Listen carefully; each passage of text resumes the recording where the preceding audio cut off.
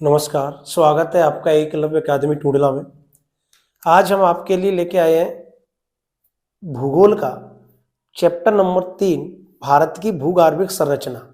इसमें हम चट्टानों के बारे में बात करेंगे और चट्टानों के हम दो पार्ट लाएंगे। एक पार्ट में तो हम ये बताएंगे भारत की जो आंतरिक संरचना है, वो आंतरिक संरचना में कौन कौन सी चट्टानों का योगदान है, भारत को बनाने में, खासतौर पर दक्षिण प्रायद्वीप पठार को बनाने में किन किन का योगदान है।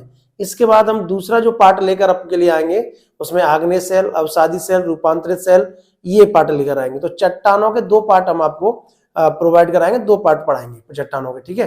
तो पहले में हम बात करते हैं कि चट्टानों से जो भारत की आंतरिक संरचना है, भारत का जो दक्षिण प्रायद्वीपीय पठारी भाग है, वो कैसे बना है, ठीक, कौन कौन सी चट्टानों से बना है। तो हम पहले बात करते हैं कि चट्टानें अगर काल निर्धारण के अनुसार हम देखें तो चट्टानें कितने प्रकार की होती है और किन किन का उसका क्या क्या नाम है, और क्या पहले कौन सी चट्टान बनी, फिर उसके बाद, तो इसके बारे में हम आपको बताते हैं। तो आइए देखो कि चट्टानें समय काल के अनुसार अगर हम देखें तो पहली चट्टान है आर्कियन चट्टान। आर्कियन चट्टान का मतलब है कि ये चट्टान सबसे प्राचीन चट्टान है, और ये जो चट्टान है आर्कियन चट्टान, ये प्री कैम्ब्रियन युग की चट्टान है। प्री कैम्ब्रियन, कैम्ब्रियन एक स्थान था जहां सबसे पुराना पत्थर मिला यूरोप महाद्वीप में। तो सबसे पुराना पत्थर कैम्ब्रियन नामक जगह पर मिला, इसलिए उसको कैम्ब्रियन युग के हिसाब से निर्धारण कर दिया गया। और ये प्री कैम्ब्रियन यानी जो पत्थर मिला उससे भी पहले इस चट्टान का निर्माण हुआ है। तो आर्कियन चट्टान सबसे प्राचीन चट्टान है। आर्कियन चट्टान के बाद फिर धारवाड़ चट्टान बनी, उसके बाद कोटप्पा चट्टान बनी, विंध्यन चट्टान बनी, गोंडवाना चट्टान बनी और दक्कन ट्रैप बना। तो ये चट्टानें काल निर्धारण के अनुसार, आपको प्रश्न पूछा जाता है काल निर्धारण के अनुसार उनकी चट्टानों का क्रम बताइए, तो सबसे पहले आर्कियन चट्टान, फिर धारवाड़ चट्टान, फिर कोटप्पा, फिर विंध्यन, फिर गोंडवाना, दक्कन ट्रैप। आप इसको ट्रिक के माध्यम से भी याद कर सकते हैं, और वो ट्रिक क्या है, आधा केवी गोंड के ट्रैप में है। आधा केवी गोंड के ट्रैप, ट्रैप मतलब जाल, तो आधा केवी गोंड के ट्रैप में है। आ से मतलब आर्कियन, धा से मतलब धारवाड़, के से मतलब कोडप्पा, विंध्यन, गोंड और गोंडवाना और दक्कन ट्रैप। तो ये उम्मीद करते हैं कि ये आपको एक चीज समझ में आई होगी कि सबसे पहली चट्टान कौन सी बनी। सबसे पहली चट्टान बनी आर्कियन चट्टान, ठीक। अब हम एक एक करके चट्टानों के बारे में पढ़ेंगे, चट्टानों के विस्तार के बारे में पढ़ेंगे। तो आइए हम बात करते हैं सबसे पहले आर्कियन चट्टान के बारे में, कि आर्कियन चट्टान क्या है और इसका विस्तार कहाँ कहाँ है। तो आर्कियन चट्टान जो है, अगर हम पूरे विश्व की बात करें तो पूरे विश्व का 80% भाग आर्कियन चट्टान से ही बना है। पूरे विश्व का 80% भाग आर्कियन चट्टान से बना है। ये चट्टान प्री कैम्ब्रियन युग की चट्टान है, जैसे हमने भी बताया, और सबसे प्राचीन चट्टान है। अब आर्कियन चट्टान से भारत में क्या कौन कौन सी जगह आर्कियन चट्टानों का विस्तार है और कौन कौन सी जगह आर्कियन चट्टानों से निर्मित है। तो आर्कियन चट्टानों का जो विस्तार है, हम सबसे पहले समझेंगे, इसको 3 भागों में बेसिक रूप से बांटा जाता है। पहला बुंदेलखंड नाइस, जैसे नीस भी कहते हैं, नीस का मतलब होता है अधोभाग, अधो मतलब निचला भाग। तो बुंदेलखंड नीस, नीलगिरी नीस और बंगाल नीस, तो 3 भागों में इसको बांटा गया है, बुंदेलखंड नीस, नीलगिरी नीस और बंगाल नीस। यानी प्रमुख रूप से इन चट्टानों को इन 3 भागों में बांटा गया है। सबसे प्राचीन अगर चट्टान इसमें पूछ ले, आर्कियन में भी सबसे प्राचीन, तो सबसे पहले बनी थी बुंदेलखंड नीस। अगर बुंदेलखंड नीस या बुंदेलखंड चट्टान का अगर हम देखें तो इसका विस्तार हमारा एमपी के भाग, एमपी में है, छत्तीसगढ़ में और बिहार के सिंहभूमि जिले में है। तो एमपी, छत्तीसगढ़ और सिंहभूमि, ये बुंदेलखंड नीस से निर्मित है। इधर एमपी का कुछ और पार्ट भी हमारा आर्कियन चट्टान से बना है। ये एमपी और गुजरात, एमपी, गुजरात, राजस्थान, इनके भाग, ये इस प्रकार के इनका ये विस्तार है, इस प्रकार से ये चट्टानें हैं। तो ये तीनों एमपी, राजस्थान, गुजरात भी आर्कियन चट्टानों से निर्मित है, इनके भाग भी आर्कियन चट्टानों से निर्मित है। अब नीलगिरी नीस की अगर हम बात करें तो जो नीलगिरी पहाड़ियां बेसिक रूप से वो आर्कियन चट्टान का ही भाग है। इसके बाद नीलगिरी पहाड़ी में आपने तमिलनाडु में पढ़ी होंगी, सेवराय पहाड़ी, पालना पहाड़ी, हम आपको पढ़ाएंगे। आगे पहाड़ियों के बारे में, तो सेवराय पहाड़ी और पालना पहाड़ी ये इसी आर्कियन चट्टान का भाग है, आर्कियन चट्टान का भाग है। अब हम बात करते हैं ये जो आंध्र प्रदेश है, तो आंध्र प्रदेश का हिस्सा बहुत सा हिस्सा इसी आर्कियन चट्टान से बना है। और ये बुंदेलखंड बंगाल बंगाल का जो एरिया है, खासतौर पर मेघालय का जो पठार है, मेघालय के ऊपर ऊपरी हिस्सा, उसमें भी आर्कियन चट्टान का योगदान है। तो ये इसके विस्तार के अलावा अगर हम यहाँ से देखें, ये दक्षिण प्रायद्वीपी जो पठार है, इसमें मुख्य रूप से ये आर्कियन चट्टान ही है। अगर हम इससे ऊपर बात करें तो जम्मू कश्मीर में पीओके का जो क्षेत्र है वो भी आपका आर्कियन चट्टान से, उसका भी हिस्सा आर्कियन चट्टान से बना हुआ है। तो ये आर्कियन चट्टान का विस्तार है। अब हम बात करते हैं कुछ आर्कियन चट्टानों की विशेषताओं के, आर्कियन चट्टानों की विशेषताओं के। तो आप देखिए आर्कियन चट्टानों की क्या क्या विशेषता है। तो आर्कियन चट्टानों की जो विशेषताएं हैं उसको समझते हैं हम कि आर्कियन चट्टानों की विशेषताएं, तो ये विशेषताएं क्या क्या हैं इसको बारे में देखते हैं। तो ये जो आर्कियन चट्टान की विशेषताएं है वो नंबर 1, ये रवेदार होती हैं, दानेदार होती हैं, अर्थात रवेदार होती हैं। तो आर्कियन चट्टान कैसी चट्टानें हैं, ये रवेदार चट्टानें होती हैं, रवेदार होती हैं। दूसरा नंबर इसका मुख्य है कि इसमें जीवाश्म का अभाव होता है, बिल्कुल पूर्ण रूपे ठोस होती हैं, तो जीवाश्म का अभाव होता है। और जब जीवाश्म का अभाव हो जाएगा तो ये चट्टानें बहुत ही ज्यादा कठोर हो जाएंगी। तो जीवाश्म का इसमें अभाव होता है, रवेदार चट्टान होती हैं। अगर हम इनके विस्तार की बात करें राज्य वाइज कि इनका विस्तार, तो आप विस्तार समझिए। अगर हम यहां बात करें तो कर्नाटक, तमिलनाडु, कर्नाटक, तमिलनाडु, आंध्र प्रदेश, आंध्र प्रदेश, ठीक है, एमपी, बिहार, छत्तीसगढ़, गुजरात, राजस्थान, और अगर हम बात करें बंगाल और जम्मू कश्मीर, ये प्रमुख रूप से इनका विस्तार इन राज्यों में है। ठीक है, ये पूर्ण राज्य जो है मतलब पूरी तरीके से इन्हीं चट्टानों से नहीं है, और भी चट्टानें हैं, लेकिन ये चट्टानों का विस्तार यहाँ पाया जाता है। ठीक, तो आप इसका स्क्रीनशॉट ले लो। फिर हम आपको नंबर 2 पे पढ़ाते हैं धारवाड़ चट्टान। ठीक, तो आप पहले इनको स्क्रीनशॉट ले लो आप इसका।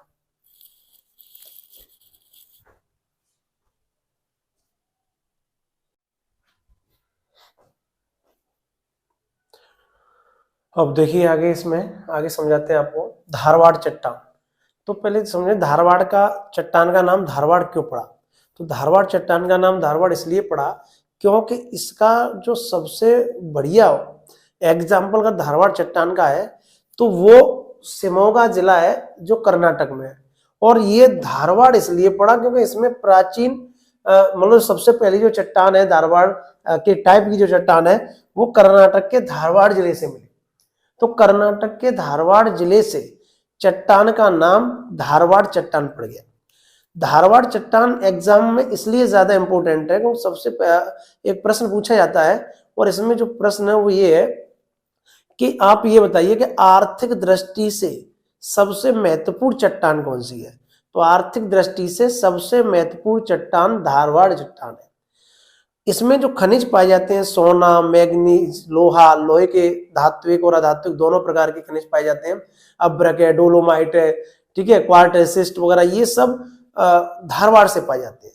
तो भारत में जो चट्टान, जैसे धारवाड़ जो चट्टान है वो खनिजों के मामले में सबसे महत्वपूर्ण चट्टान है। और जब खनिजों के मामले में महत्वपूर्ण चट्टान है तो इसलिए इसको भारत के खनिजों का हृदय स्थल भी कहा जाता है। तो भारत के खनिजों का हृदय स्थल किसे कहा जाता है, वो कहा जाता है धारवाड़ चट्टान को। क्यों? क्योंकि आपने देखा होगा कि बिहार की सीएम भूमि से लोहा पाया जाता है, उड़ीसा से जो मैग्नीज वगैरह है वो पाया जाता है, ठीक है, कर्नाटक कुलार खान से सोना पाया जाता है।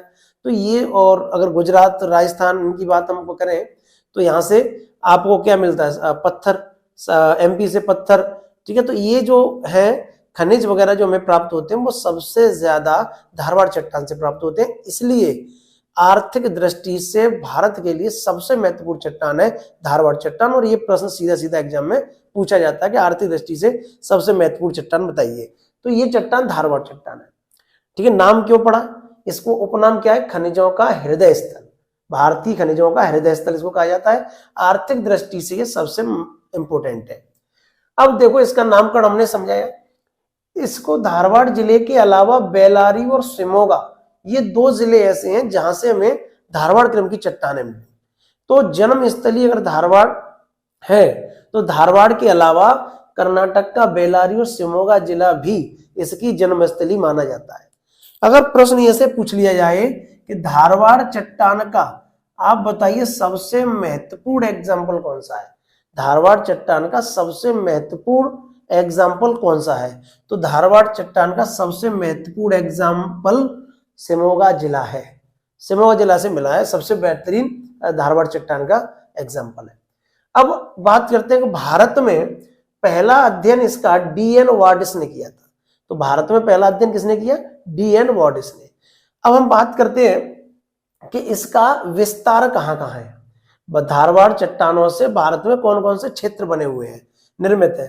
तो आप देखिए राजस्थान, गुजरात और एमपी का ये हिस्सा है।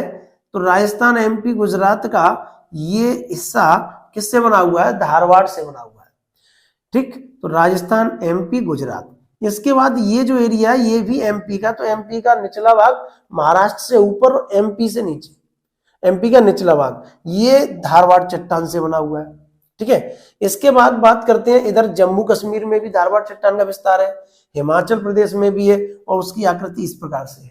हिमाचल प्रदेश और उत्तराखंड, हिमाचल प्रदेश और उत्तराखंड में भी धारवाड़ चट्टान का विस्तार है। सबसे इंपोर्टेंट है आप देखो झारखंड,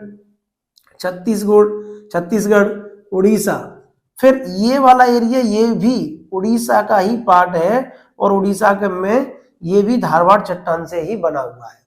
तो उड़ीसा, छत्तीसगढ़, झारखंड, यहाँ पे धारवाड़ चट्टान का विस्तार है और उसका जो फिगर है वो इस प्रकार की आकृति चट्टानों से निर्मित है झारखंड में धरातल। अब हम बात करते हैं इधर कर्नाटक में।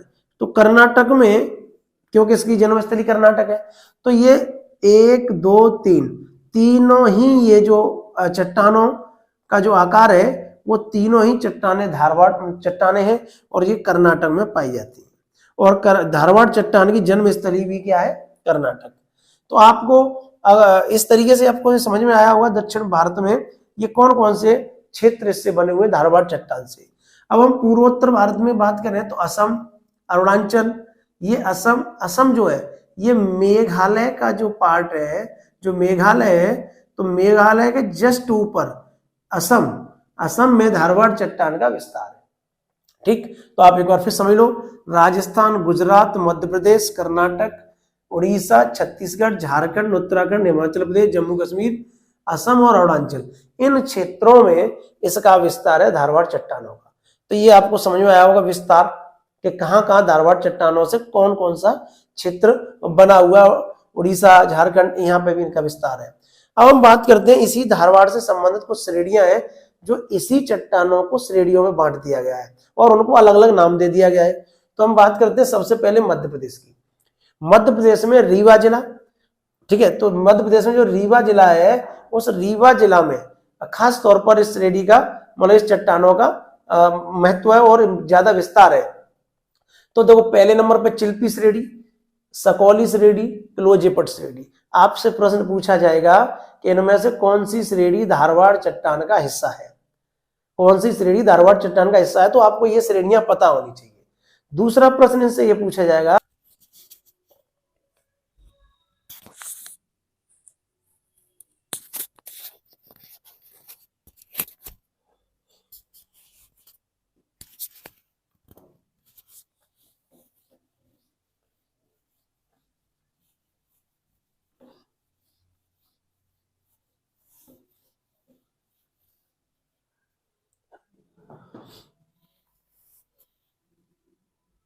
अब इनकी विशेषताओं के बारे में हम बात करते हैं।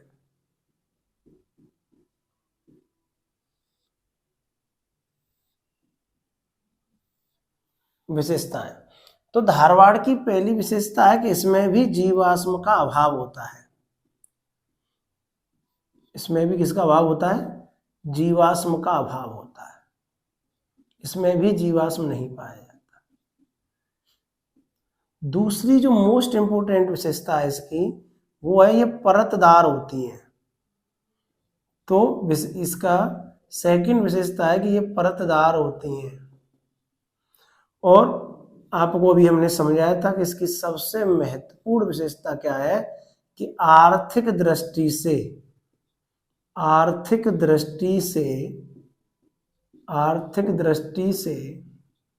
सबसे महत्वपूर्ण चट्टान है। तो आर्थिक दृष्टि से सबसे महत्वपूर्ण चट्टान है, ये इसकी विशेषताएं हैं।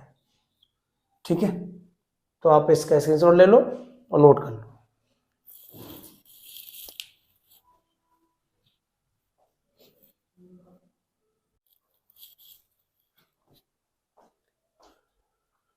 अब देखिए आगे इसमें कुड़प्पा चट्टान।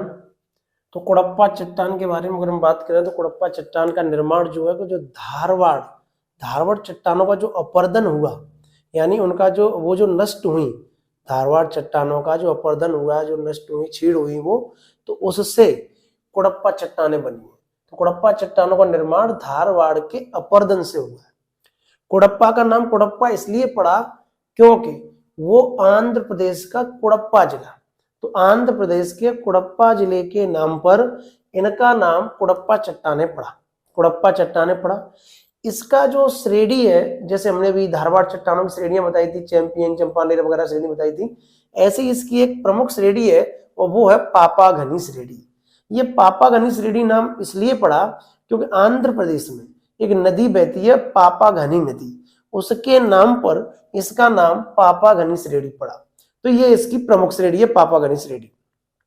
अगर हम कुड़प्पा श्रेणी की चट्टानों का विस्तार के बारे में बात करें कि कुड़प्पा श्रेणी की चट्टानों का जो विस्तार है वो कहाँ है, तो अरावली जो है वो धारवाड़ के चट्टानों के समय ही अरावली का निर्माण हुआ, और अरावली प्राचीनतम वलित पर्वत है। तो अरावली से लेकर दिल्ली तक की जो श्रेणियां, उसमें धारवाड़ चट्टान तो पाई जाती हैं, कुड़प्पा चट्टान भी दिल्ली के क्षेत्रों में पाई जाती है। तो दिल्ली के जो क्षेत्र में चट्टान पाई जाती है वो कुड़प्पा ही चट्टान है।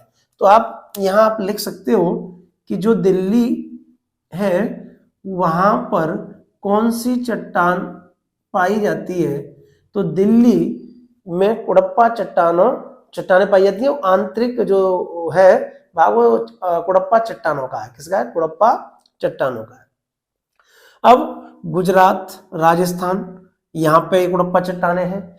छत्तीसगढ़, विशेष तौर पर रायपुर, तो रायपुर का जो एरिया है वो इसी कुड़प्पा चट्टानों से निर्मित है। कर्नाटक में है और मुख्य रूप से ये हैदराबाद यानी आंध्र प्रदेश में है, और इसका जो आकार है वो इस प्रकार के आकार की है। तो हैदराबाद आंध्र प्रदेश के कुड़प्पा जिले के नाम पर इसका नाम कुड़प्पा चट्टान पड़ा। अब आर्थिक दृष्टि से देखें तो इसमें भी खनिज निकलते हैं, लेकिन धारवाड़ से कम। तो धारवाड़ की अपेक्षा यानी खनिजों की दृष्टि से अगर हम देखें तो ये धारवाड़ की तुलना में कम महत्वपूर्ण है। तो धारवाड़ की तुलना में कम महत्वपूर्ण है ये। तो और कुड़प्पा चट्टान, तो इसमें कौन कौन से प्रमुख खनिज हैं वो देखेंगे।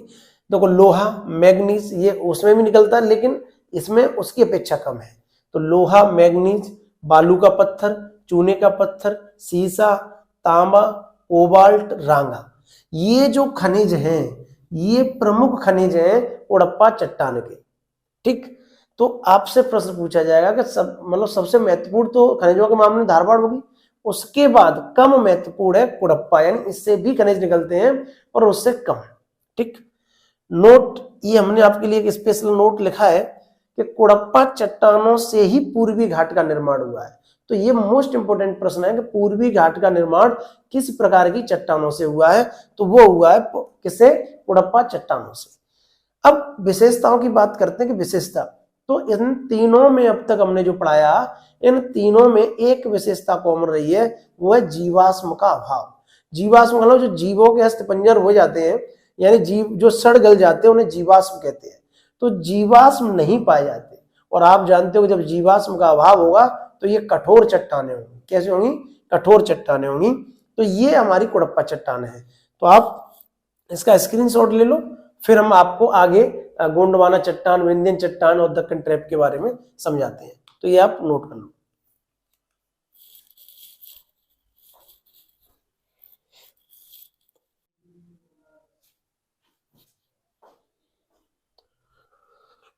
अब देखिए विंध्यन चट्टान। तो विंध्यन चट्टान के बारे में हम पढ़ते हैं। तो विंध्यन चट्टान का जो नामकरण है वो विंध्याचल पर्वत के नाम पर हुआ। तो विंध्याचल पर्वत के नाम पर इस विंध्यन चट्टान का नामकरण हुआ। चट्टानें पड़ी विंध्यन चट्टानें।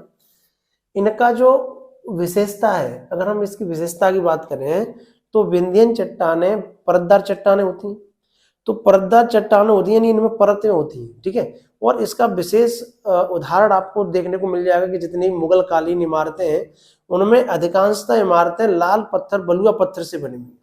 जैसे आप फतेहपुर सीकरी ले लो, ठीक है, आगरा का किला ले लो, दिल्ली का लाल किला ले लो, ठीक। तो आगरा में जैसे सिकंदरा, तो ये सभी लाल बलुआ पत्थरों से बनी है। तो जो बलुआ पत्थर है वो बलुआ पत्थर समुद्री बालू, नदी में, समुद्र में जो बालू का निक्षेपण होता है, यानी जो बालू इकट्ठे होकर जो धीरे धीरे इकट्ठे होकर वो कठोरता का रूप ले लेती है, तो उससे बलुआ पत्थर का निर्माण होता है। तो आप जब उस जैसे आपने आटा चक्की के पार्ट देखे हो तो उसमें भी बलुआ पत्थर, और जब उसको जब आपको अगर पत्थर को सेट करना हो तो आप जैसे उसको काटोगे तो उसमें परतें निकलेंगी। तो जो परतें निकलेंगी तो इसलिए परतदार है। तो इसका प्रमुख विशेषता यही है कि बलुआ पत्थरों, और इसमें इसलिए आप ये भी कह सकते हो अगर चूना पत्थर जो है वो सबसे ज्यादा जो बड़े बड़े भंडार हैं चूना पत्थर के, वो विंध्यन चट्टानों में ही मिलते हैं। कैसे मिलते हैं? विंध्यन चट्टानों में ही। तो विंध्यन चट्टानों की जो दूसरी विशेषता है वो बलुआ पत्थर का निर्माण। तो बलुआ पत्थर का निर्माण कैसे हुआ है? समुद्री निक्षेपण, जल निक्षेपण से। तो इसकी दूसरी विशेषता ये हुई, कौन सी चट्टान जल निक्षेपण से बनी हुई है। तो कौन सी चट्टान जल निक्षेपण, यानी समुद्र में जल के इकट्ठे होने से, अवसाद जमा हो जाने से इनका निर्माण हुआ है। तो वो है विंध्यन चट्टान।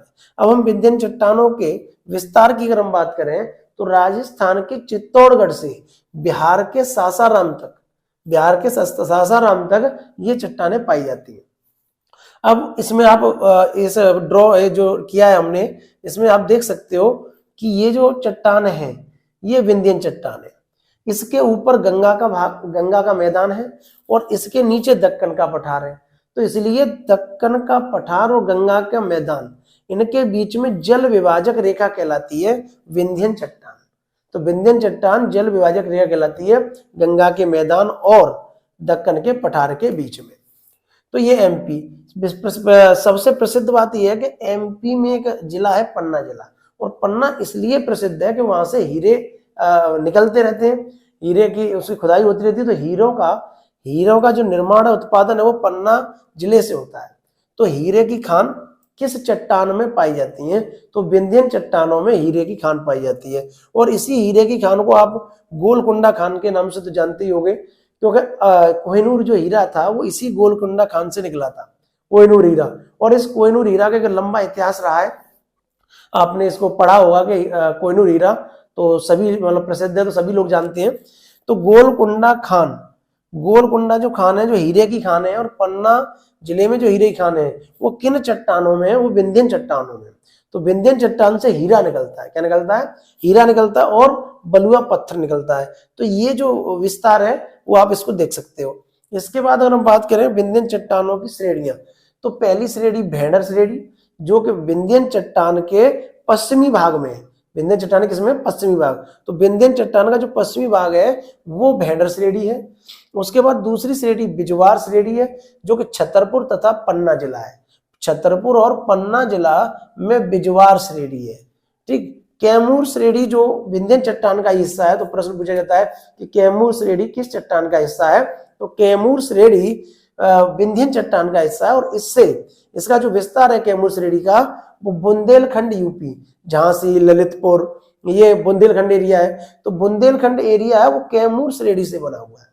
तो ये कैमूर श्रेणी का विस्तार बुंदेलखंड और बघेलखंड, ये एमपी में जो हिस्सा है बघेलखंड, ये दोनों ही कैमूर श्रेणी का विस्तार यहाँ तक पाया जाता है, यानी इन दोनों का ये जो निर्माण है वो कैमूर श्रेणी से ही हुआ है अधिकांशतः भाग का। नोट, ये हमने नोट इसलिए लिखाया कि आपसे प्रश्न पूछ लेगा कंफ्यूजन करने के लिए कि चूना पत्थर तो और श्रेणियों से भी मिलते हैं, तो चूना पत्थर के सबसे बड़े भंडार अगर कहीं पाए जाते हैं तो विंध्यन चट्टान से पाए जाते हैं।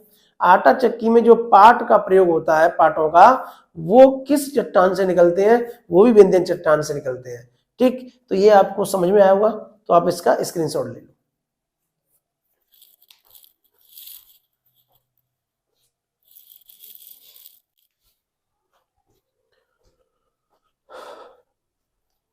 तो देखो आइए समझते हैं गोंडवाना चट्टान कि गोंडवाना चट्टान क्या है और गोंडवाना चट्टान का निर्माण कैसे हुआ है। तो गोंडवाना चट्टान का निर्माण जो है वो घाटियों में नदियों द्वारा एकत्र होने वाले पदार्थों से बना है। तो गोंडवाना चट्टान जो घाटी, अगर नदी है तो आपने नदी में देखा होगा कि रेंगने वाले जीव जंतु होते हैं, मछली वगैरह जो रेंगने वाले जीव जंतु होते हैं। तो जब ये रेंगने वाले जीव जंतुओं का जो मृत्यु हो जाती है तो इनका जो अंश होता है जीवाश्म होता है, तो उन जीवाश्मों से मिलकर ये गोंडवाना चट्टान बनी होती है। इसलिए इसकी विशेषता होती है श्रेणियां इनकी बटी हैं, वो श्रेणियों को भी हम बता देते हैं कि जो श्रेणियां हैं, तलचर श्रेणी, तो आप जानते हो जो तलचर श्रेणी है वो उड़ीसा में है, और ये तलचर श्रेणी किसके लिए प्रसिद्ध है, कोयला उत्पादन के लिए प्रसिद्ध है। दूसरी श्रेणी है दामोदर श्रेणी जो कि झारखंड में है, ये इसी मतलब गोंडवाना चट्टान का भाग है। और दामोदर श्रेणी इसलिए इसकी विशेषता है क्योंकि इसमें मोटे कोयले की परत पाई जाती है, तो मोटे कोयले की परत दामोदर श्रेणी में पाई जाती है। इसके बाद जो पांचात श्रेणी है, तो आप इतना नोट कर लो और स्क्रीनशॉट ले लो।